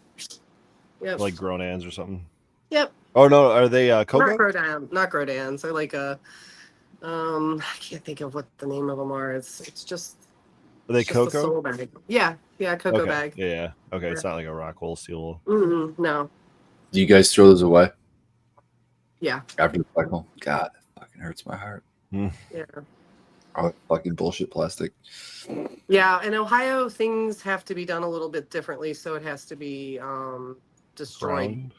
Ground. Yeah, it's got to be like ground up Destroyed and all kinds separately. of stuff. Oh, So And fucking then dumb. like dispersed. Yeah, it's a different situation. Yeah, Ohio's a bit different. But yeah, that was super cool. That's my second room transfer, and it's a lot of plants. And I was the emitter checker that day, so out of 1,200 plants, I missed 3. I was like, not damn. bad. I mean, that's Damn. 3,600 emitters. And it didn't happen until like the fourth table. So I was just like, damn, at the end, fourth table at the end, I was like, so close, Tara. But yeah, it was That's cool. good time, good day. We had a lot of help. And it takes a lot, putting that many plants in it definitely takes some help. If it makes you feel any better, that's like a 0.008% fail rate. So Awesome. like That makes me feel good. like what is that, like a 8,000th of a percent or something like that? I don't know, it's a ridiculous, that's crazy. Yeah, that's one of the things, you gotta be, in my book, I feel like the emitter is like the most important part at that point. I mean, yes, you can put the plan in, get it settled in a few days if you have to, but that emitter is just very crucial. So if Yeah, it's there's the just one lifeline, missing- it's the It is. placenta, it's It the is, and depending on their feeding schedule and that kind of thing. So, it definitely couldn't interrupt things if just one emitter is left out. Mhm. So, or clogged, or whatever it might be, yeah, but some yeah. sort of manufacturing issue. You got to make sure Remember they're when I was- dripping. I remember when I would feed them at Canico, I'd walk as it was running, I'd walk and just look at the emitters, make sure every single one was working. It's so funny. It's Yeah, like, it's that will it's a never go nerve-wracking away. thing, but gotta have Yeah, it's huge. Because if it goes on for a while and you don't notice it, then Oh yeah. that one pot is getting so much drier than everything else. Yep. Everything else And is it's getting playing better catch up. roots. It's getting bigger. Now they're drinking more than that ever will. Now you're gonna have a problem with you're always too wet in that one pot once you fix it. So it's something you want to catch like right away. Mhm. And why would it be too wet? Because it's going to be fucking watered a lot of media, a lot of water into it. Once you fix it, it's going to get that extra water, but it wouldn't have developed the root mass for it. It was And starved for water. And even if it did develop that root mass, if it was starved for water and it dried back that heavily, dries those back, roots might just die off. Yeah, and you might be, those roots might be going back towards that center where that stem is. Like, hey, you better freaking water me real quick, because otherwise we ain't got nothing left and we're done. That's right. Yeah. Which is another issue when putting sick plants into flower and you're hooked up to an automated system, and those plants aren't feeding as fast as the other plants because they're behind. You do have issues with that, and then those Oversaturation is issues bad. with humidity and pests and pathogens and all kinds of shit. So there's a whole domino of health issues. Plants in flower. It really is a domino effect, man. And that's whether it's from the cloning or transitioning into flower, like we talked about. Either way, like it's you got to have healthy plants, man. You just got to keep them healthy, and if they're not, try to fix them. Don't just chuck them in flower. We have 2 drippers on every plant, and each dripper has a little valve on it. And what we do is, if plants aren't keeping up with others, we either slow down a dripper by closing it a quarter or halfway, or shut them off altogether. Shutting off one of the 2 drippers does remove one of the fail safes, right? The whole reason that there's 2 drippers on them is to ensure that if one of the drippers clogs up, there's a secondary backup dripper. That's the reason. It's not to give it extra fertigation. If I wanted extra fertigation, I would double the amount of time that I feed them. It's for a fail safe. It's for a backup. If I wanted more backup, I put it on an independent line and run a couple pumps, but not what I do. So anyways, so one of them goes, I just shut it off and it gets less fertigation, and that way it can catch up. Sometimes I have to back it off even further, and those are the smaller plants that I normally shouldn't put in there. But sometimes, like Spartan was saying, you gotta do what you gotta do. You gotta toss a plant in there to get it to grow and fill space. You have to do that. But yeah, you can run into issues like that. And if you're on a catch tray like I am, like you bail out water, you can flood your floor. I mean, all kinds of shit just by over watering a plant. Anybody flood any reservoirs or anything lately? No, not lately. It's been a good run. I haven't either. Here, let me ask Troy real quick. Troy? Not lately. What does lately sound like? Is that a couple days, a couple weeks, or probably a couple months? Months, huh? Okay. All right. All right. It's been a couple I'll weeks. take it. Brad, did you say it's been a couple weeks for you guys? It's been a couple weeks. Yeah. Okay. I knew someone did it recently. Well, when I think last week it was I think it's been 3 weeks. 3 weeks since I really flooded. I flooded 2 reservoirs or 3 reservoirs. Since I really flooded. You guys, I really fucking flooded this shit. utilize the timers on your phone, everybody. Just please utilize the timers on your phone. It was one of those things where I had a pump filling up another reservoir, so it wasn't even like just going through the filter like a slow drip leak. It was like I'm filling it with a fucking pump. It's got a high flow rate. 60 I walk away, and it's always like you walk away, and like the wife goes, "Hey," and then I'm just throwing out the just a scenario to not my scenario. Welcome to being married. I'm just saying it might not even have been the wife, but this is just what happens, right? I might just, for me, I just like walked in. Oh, the dog, you know what I mean? Or Robin speaks. a bucket in the hallway. Let me look in there. There's a message in a bottle. Hey, and so I left the scene of it, and it became a crime scene, and it was just a floody mess. But I flow valves work, I had one acting funny recently. It was it's not the float valve that is the issue. It's the installation of the float valve that becomes the issue. Is that on your screen or my screen? on yours, but I want to get it. Are you flooding in my flood? This is crazy, man. Tripping me out. That's speaking of weird perspectives, I saw some comments on a social media platform, and then of course someone produced a video about it. You know those drones that you can put goggles on and fly them, and you just get the perspective of the drone? It's called first person view. Think about if you were driving a car with those goggles on, but following yourself in a drone. So you're driving a car, but you have a third person perspective. Like in a video game. Yep. I haven't tried it yet, but apparently it is so like mind bending when you actually do it, because you're feeling it, but you're seeing it, and it's like it's a weird experience. Wait a minute. Are you actually driving a car? Yes, you'd actually be driving the car, or even to be driven in the car, I guess would be another option, just as long as you're feeling those G-forces and stuff. But yeah, if you're driving the drone and the car, it might be a little more challenging.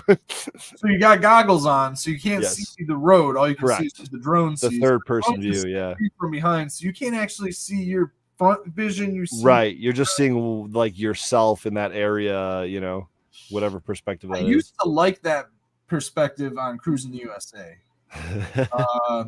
But if you were the one driving, Gran Torino, not so much. I like the POV version. What was the one on? What was the PlayStation?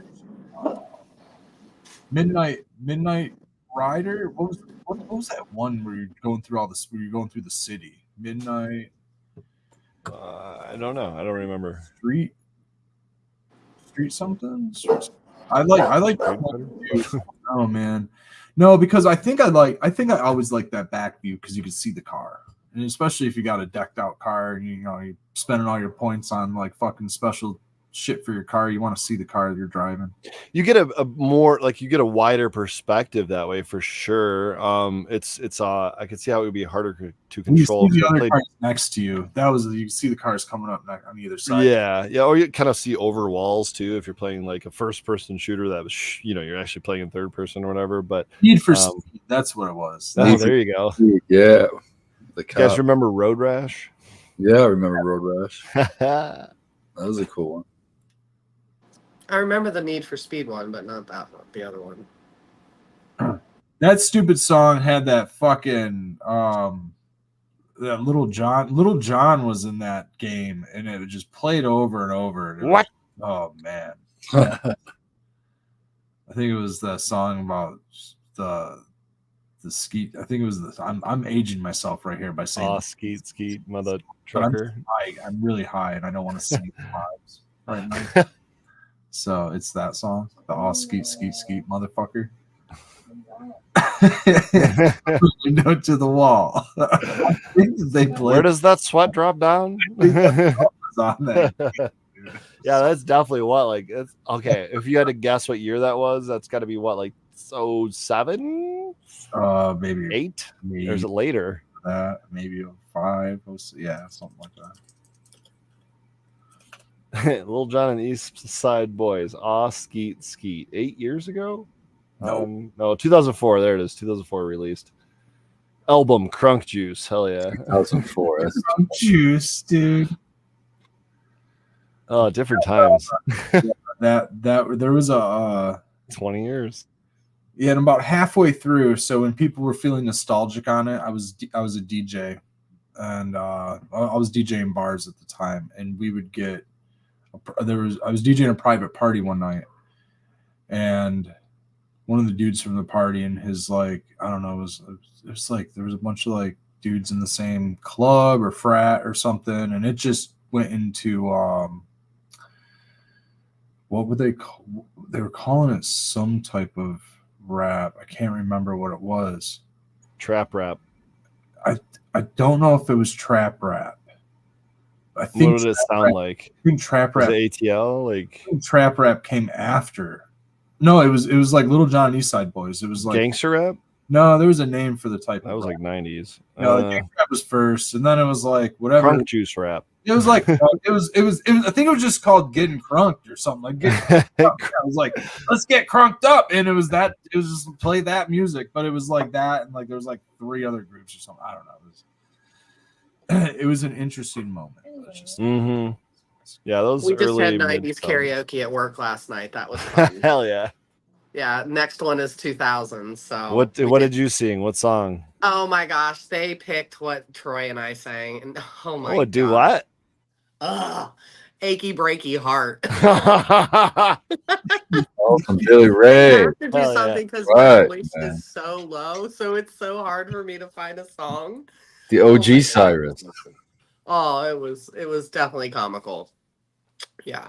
So woo, achy breaky heart. Ugh. Troy, So- Troy, you got a good voice for that one, Troy. Troy, you probably sang that one good. Yeah, give me a little if you could, maybe just like a 7-second, No rendition. way. Absolutely not. Maybe we can get He's some better, background he's music. better at Red. it than I am. Well, we can bring in Nuttree. It's all right. He's out with Here the he dog. is.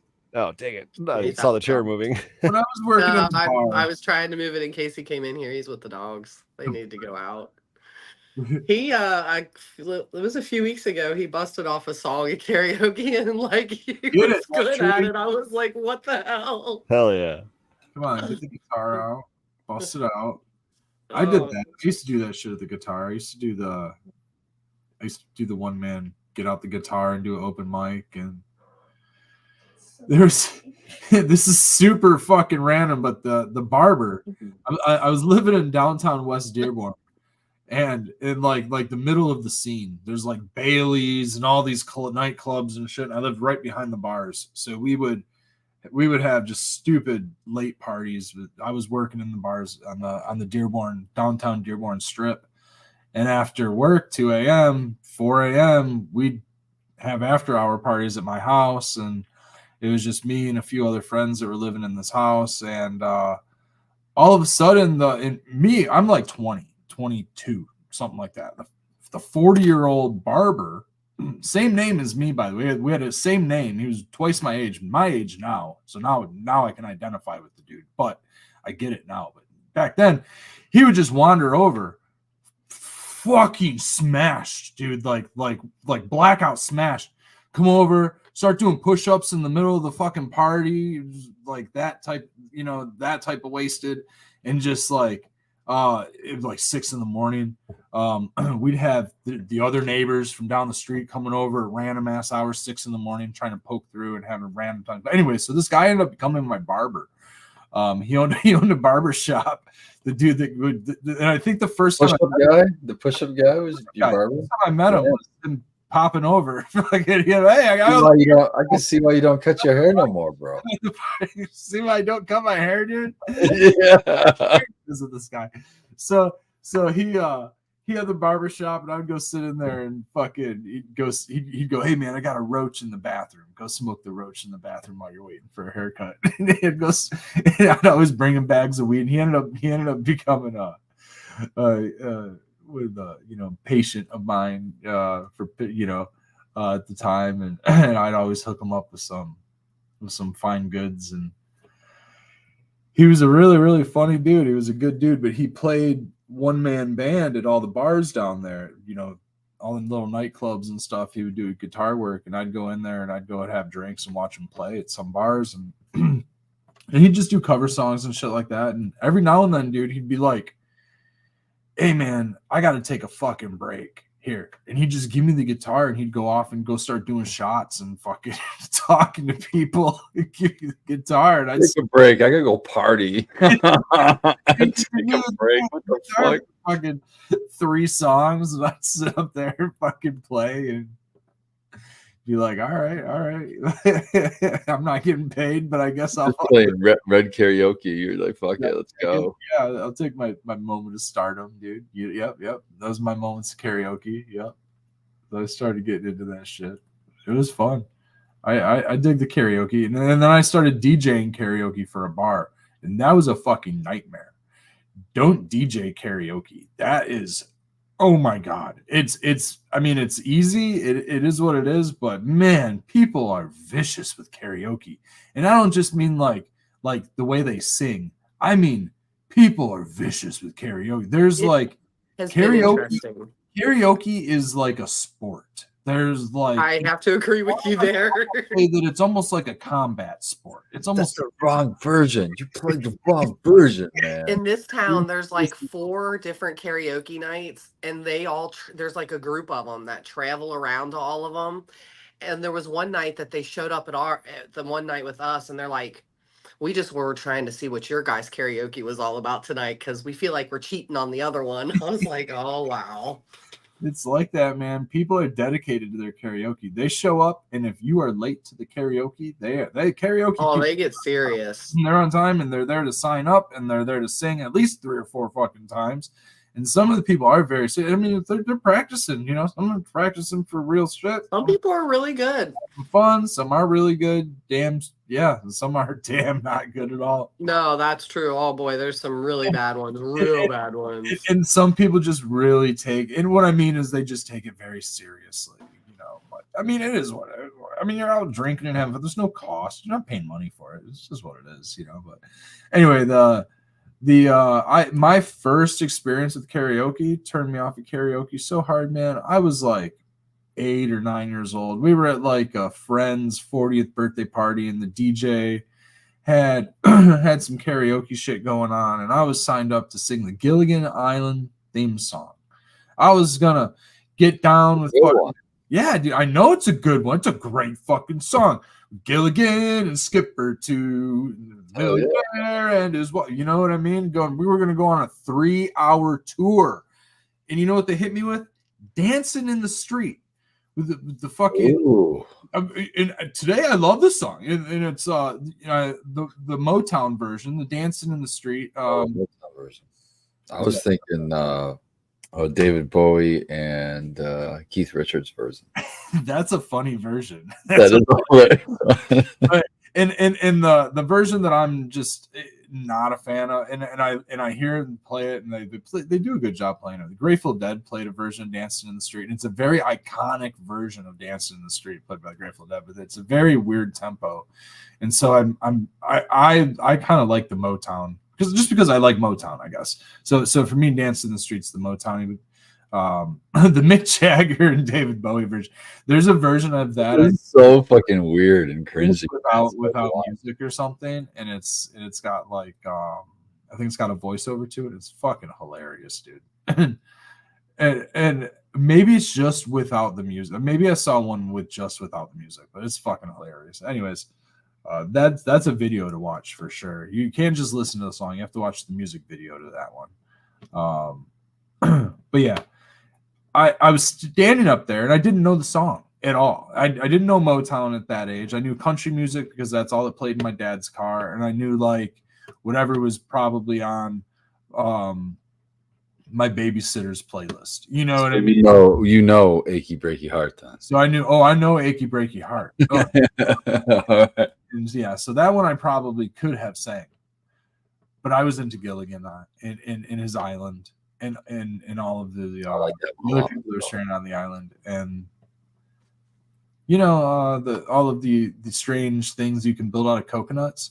You know what strange things you can build out of coconuts? Just watch Gilligan's Island, man. You can see some pretty useful stuff, man. Coconuts and bamboo and palm. Yeah. Yep. They did it. Killer. God, I love that show. That's a fucking good show. Don't get me down that rabbit hole of fucking Gilligan's Island, man. It's great. It is a great show. I loved that when I was a kid watching it. Although if you watched it today, you'd probably be forced to hate it because I'm sure it has some. Oh, not me. Maybe other people. But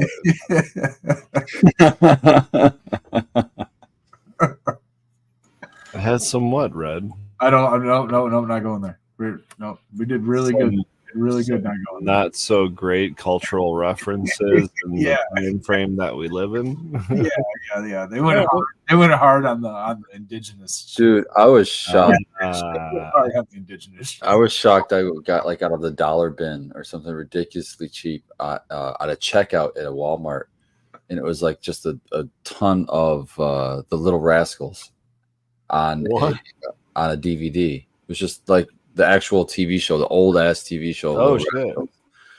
And this was years ago, obviously, because my son's older now. But my son was watching it, and I was sitting there watching with it because he loved that shit. Thought it was funny.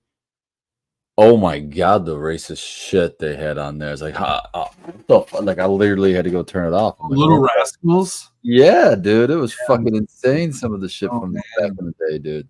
You gotta watch that. Yeah, shit. TV was different. This is really cool.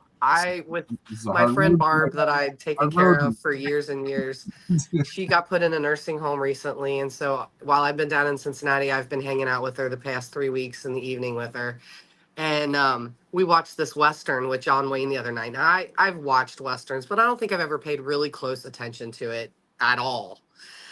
So no, it wasn't John Wayne. It was Clint Eastwood. It was Hang 'em High. That's what it was. They, I guess, hung him. And somebody comes along and like gets him down from the tree.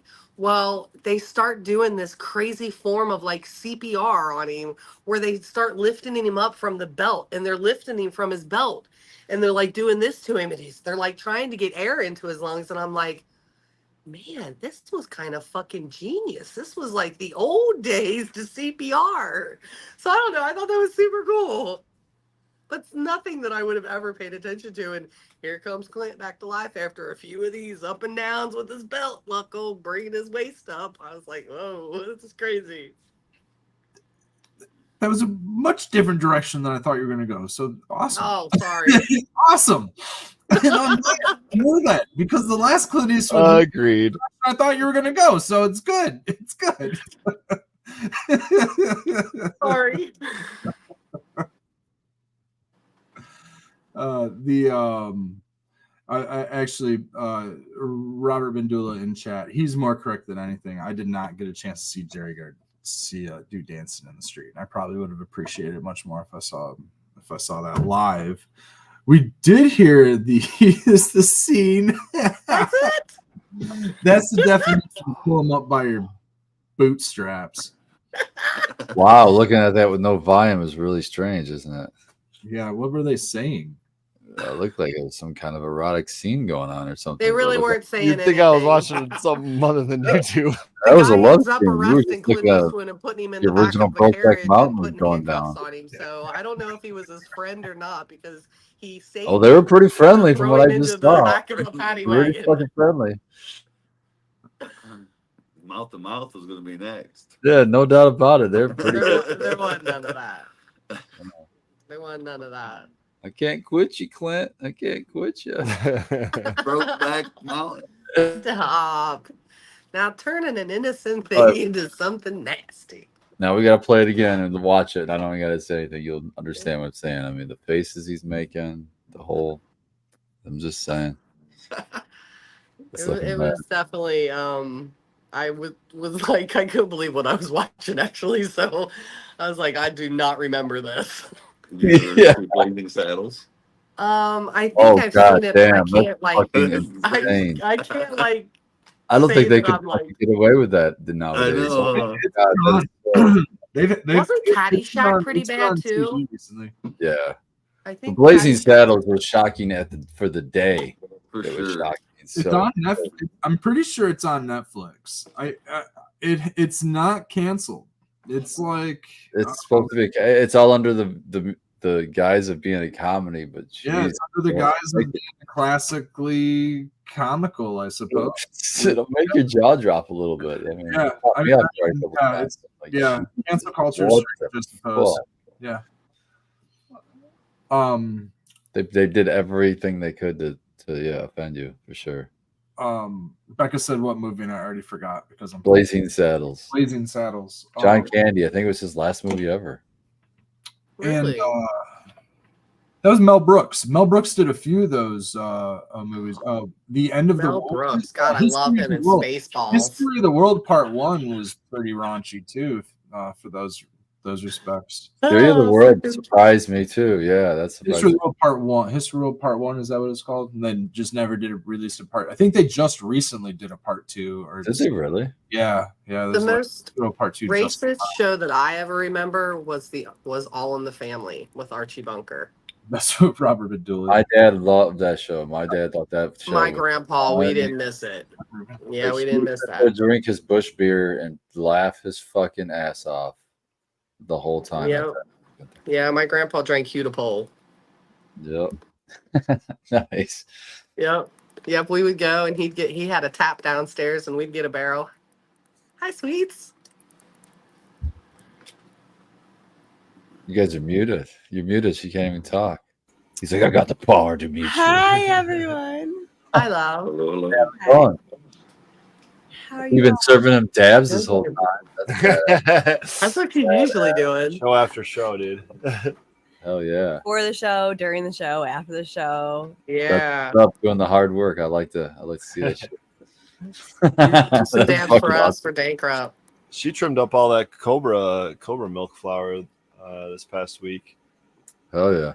It did. Also, And some of the Clementine. yeah, I was gonna say also the Clementine. The Clementine is one of those ones that gets her. I was laughing actually. Do you guys have like a allergic reaction, if you will, to any of the like trichomes busting off when you're dry trimming? You know how some people like have like almost like asthmatic Yeah. reactions and stuff like that. Some people have to wear Gets in your respirators and that kind It of gets in thing. your Right. eye. That fucking sucks ass. Yeah, So it's yep, like, that's a good point.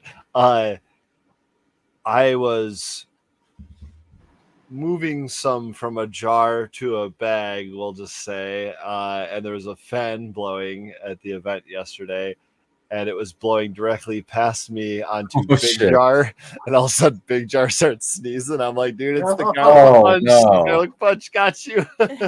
Oh boy. he's just over there dying. I knew exactly what it was too, but it was a big ass fan and a lot of trichomes. It's one of those ones where like the trikes are so brittle, and they just snap off and fly out. And I mean, you could toss a nug at a wall and it's gonna look like It's do like some pollen at it. Yeah, I'm still sniffling. yeah. It's a good yeah, sign. it is definitely funny how the different strains, play with it's either a decongestant or it'll stop you up. GMO makes my nose run like a sieve. Yeah, Mhm. Yeah, that's a lot of the mine's- hazy strains for me. Dude, the fucking chocolopes are fucking starting to smell so hazy. Really? Tell me Really? about it, dude. I'm excited about that one. Shut up. I did not expect that. Yeah, there is. I can see a little bit of chocolate in there in some of the phenos, but it's just like Okay. so hazy to me when I smell it. So It's a like, very unique coloring of the plant, I feel like, from what I've seen from the pictures. I don't know if it's, like that, in when you guys are with it, but to me, it looks very unique. yeah, it's super interesting. The purpling that it's going through on. I think we have 2 purple phenols and I can't remember if it's just one or three green phenols. I think it's one. But I'm not- Which one is leaning? So you got 4. you cut out like every other word, so I have no idea what you just tried to ask me. You saying you got like 4 phenos right now? Now I got really loud. But yeah. I think we have 3 or 4 phenos of chocolate. Are you leaning towards one currently? 2, the 2 purple ones. Okay, so it's the purples. Yeah. And that's The based green one is just like I don't know, it's not really calling to me yet. they look It kind of kinda like leans more fluffy, not as purples usually strikey, too. not as dude. It's Yeah. the same thing with my. Was it the squirt? No, the squirt of the raspberry parfait. That's squirt. The like one of them was purple, and Spartan was just like, you know which Frito you want, just go with that Frito. And I'm like, I need to grow them out again. You know what I mean? And Raspberry perfect. Oh, I yeah. think it was the raspberry parfait. Yeah, and we're still like just entering round 2 of that pheno hunt, really. But yeah, we whittled it down from 5 to 3 for each of them. Actually, I think the raspberry parfait might be down to 2. Right now. Yeah, I think we got that down to 2. I think although I think technically we have clones of 3, and then yay, cloning success. And then the squirt is just like, yeah, ready to go. That's one of those ones where it's like, let's maybe move that outside and just see what happens. Yeah. I'm excited. Yeah. It's a good harvest. I like it. It doesn't kill That's me. awesome. It's not like clementine or lime skunk. Those I are thought the it was ones, going to be, but Yeah. it's a solid one and it keeps me up, but it keeps me steady. I like it. And we had the raspberry parfait, right, Red? We sampled a little bit of that from the Hash Bash Cup archive. It's somewhere. Having difficulty speaking. He's having difficulty with the I'm having extra noise. There's extra noises going on. I hear it. we'll let him take the show. Hearing me. Ruben wants to go live. It was We funny. finally got stuff that's getting ready. We're getting ready to go to flower too, so we're excited. We got GG4 coming up now. Nice. So I'm Nice. super excited finally to get that going. It seems like forever since I've been able to get something going. We are so far behind. So Troy got the tent put together, the new tent that we got the lights in it, got the plants transferred. We just got a top. And I want to, clones. yeah, I want to top it and clone them, and because our clones weren't too successful the last go, I'm out of root riots right now, so And probably a good All thing. right, we talked a lot about cloning this Yeah. episode, so tell me about your process What happened? and what you're using. Was there error, or was it the lack of root riots, or was it the? I do root riots in the Grodan trays is what I use, or we use, sorry, but when I'm in a pinch, they just go in a jar with jacks, and I just start letting them root until I can get them taken care of. So right now, like I said, we're waiting on some root riots, and then we'll get that taken care of. But yeah, that's not the most ideal situation for me, just to leave them in a glass jar with jacks, just letting them root out on their own for a few weeks. But So you're saying just like sometimes- throw cuttings in a mason jar with some? I gotcha. Yeah. We talked about doing that too, though. It's like yeah. everything, just about everything, can be successful. Oh, definitely, 100%. As long as you keep up with the water, changing it in and out, kind of thing, no problems. I mean, we can keep them actually growing very nicely in a jar for a while, to be honest. But you've got to keep it clean. You got to keep your water, changing it out, or your whatever nutrients you're using.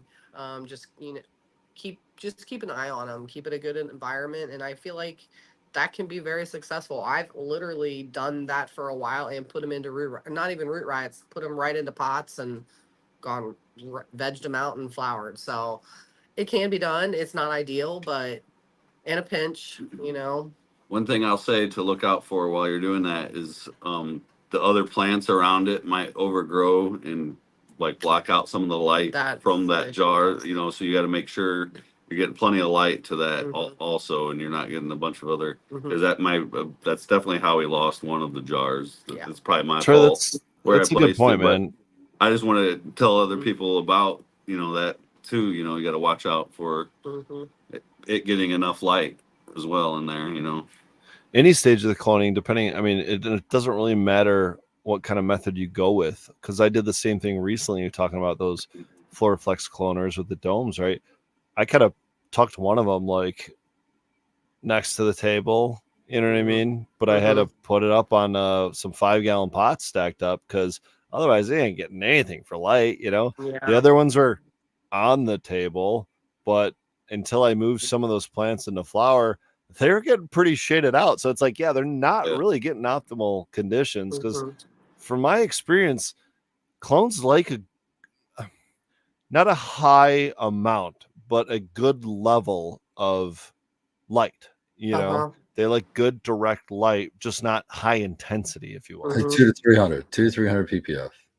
I mean, it's not even that bad an idea. Like, you know, I mean, leave them hanging out below plants and that kind of thing. But, you know, to have your plant above it be nice and, you know, airy, and that it's not, you know, overshadowing it. You know, it can be done like that too, because, you know, like you said, it wants a good amount of light, just not just, you know. Yeah. Don't raise them past your table and past all the other plants, so that they're right next to your metal halides or your LEDs or something. But, you know, give them direct light. You just give them like you say, in the right amount of ppfds or that, and good airflow. I mean, especially like if we've had to do it in jars, you know, we just keep a good fan going in there to give it a good airflow, and kind of just keep an eye on it. Unless you're in a dome. Unless you're in a dome. And, you know, and obviously I do the domes for, you know, 7 to 10 days, and then I'm off with those. So, and very similar to what Red was saying with the propping up of one side sometimes, or both sides. Prop it up to let the air flow inside. Or depending on the condensation and it gets on the walls, if it gets too much condensation, or, you know, try to keep an eye on. Yeah, if you can take that dome off, tilt it, and fill up like a 8-ounce cup full of water, then yeah, you've got too much condensation in there. Exactly. And it's amazing how much condensation actually does develop. It, you know, it gets you sometimes. But think about that. If you don't have a dome on there and you're not providing, or you're not keeping those Root Riot cubes moist, think about how much moisture would otherwise just be dissipating from those plants. It's a lot. It's a lot. They need that moisture around that, like, you know, cube area. It's definitely critical, I feel. Definitely keep your Root Riots or whatever, you know, basis you're using, you know, damp, moist. I would say moist probably more than damp. I liked Bake's like method, honestly. Just like, I'm not going in there and doing this every day, but he says he does. Like, pick them up, squeeze them a little bit. Like, you want to see a little moisture come out, like a sponge would, right? Like, just like you got done doing the dishes, you didn't wring out the sponge, but it's still a little moist. You squeeze it, not too hard, obviously, but you squeeze it, maybe a little moisture. Just give it a little pinch just to see something coming out. But something, right? I always try to keep my grow dams like half full, not half, but maybe quarter full, you know, not, you know, you don't want to overwhelm it too much, but I definitely like to keep it nice and wet. Just touching the bar. Yeah, I like to go to the bar. Sorry. I was just saying, I'll take a corner of that Root Riot and I'll just squeeze it flat. I'll squeeze it all the way down. If I get any moisture, I'm not fucking dipping it. If I get moisture, I let it go. I like the term field, or what is it field capacity?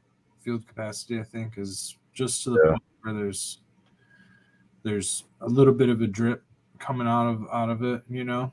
I like to submerge all, whether it's Rockwool or Root Riots or whatever, and they'll come out, and I'll give them like a light squeeze. You know what I mean? I won't like squeeze the shit out of it so it's completely dry. You know what I mean? I'll give it like a light squeeze and maybe a shake so that it's like, and that's like the moisture that I like it to maintain. You know what I mean? Enough of a moisture that if I squeeze it, drip, but it's not dripping wet. You know what I mean?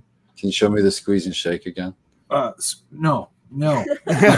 So close. I will use domes, but it's pretty much just to keep that. It's to keep the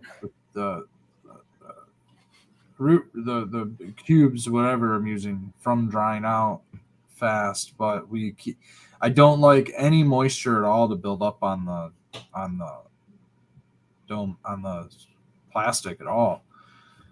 once that starts beating up on there, that's when I start worrying about the dampening. Yeah, that's when I start opening vents, or I'll wipe it out with paper towel to get that moisture out of there. So we use tall thumbtacks, like the tall push pins, kind of, I don't know, like 1/2 inch tall, and I put them in four corners of the 1020 tray.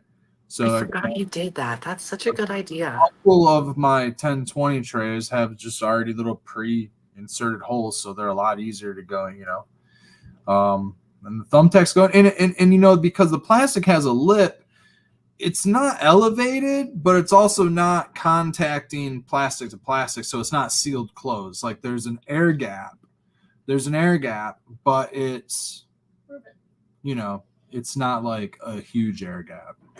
It's enough to allow air to flow in from underneath and go up and out those vents, and it's honestly, it's enough that if I have, I think, like 18 to 24 plants in clones in a 1020 tray, I don't get any condensation at all on the dome, and that's what I shoot for, is just zero condensation. Vents open too. You get your air vents open too, and that.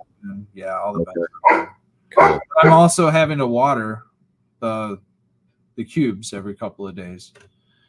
They will dry out in, I'd say, within 36 hours, they'll dry out at, say, 60% humidity in the room. Anything lower than 60% humidity, they're drying out in a couple of days. But generally not every single day. Generally don't dry unless they're filled with roots. If they're filled with roots, I mean, either put them into cocoa or soil and get them up potted, and because you're just burning potential at that point. They need to root out. They need to expand. They're just air pruning themselves and staying, I don't know, I'm almost in a dormant stage. I feel like clones, they just need to go into something. DWC clones just keep growing. They keep growing. But I find that clones sitting in root cubes, they'll just yellow out and wither away unless you're feeding them like hydro or something.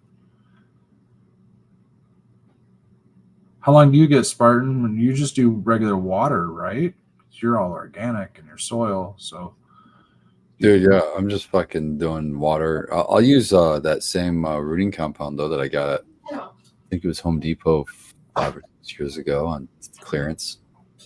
That powder, but I'll stick that right in my media, like a cup of my media. That's what I've been trying to do. So with no dome, just in my veg room. And so far, the first test, it was the banana conda, and it rooted in like 2 weeks in the cup. So I was like, fuck, I did not expect that to happen. So how did you know it rooted? Is that like the point at which you saw the roots coming out of the bottom kind of thing?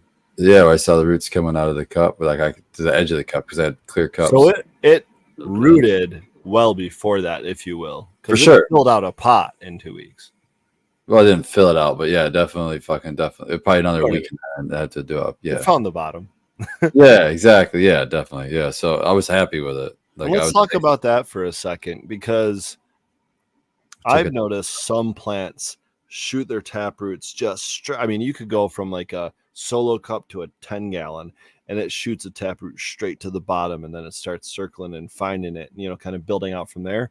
Some of them just seem to like kind of spread out, like you almost expect they would, I guess.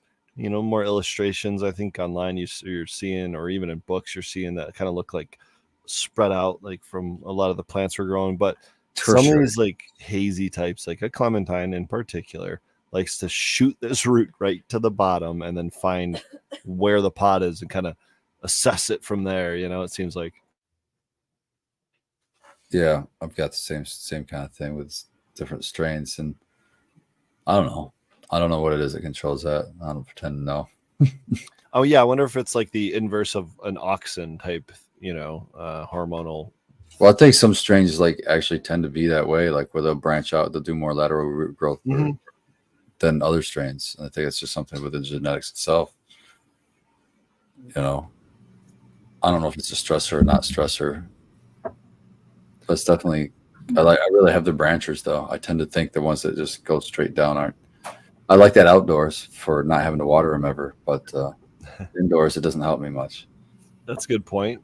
You know, we've talked about that on the Grow Tube in the past on how taller pots, assuming equal amount of media, taller pots always seem to kind of be better for the plant.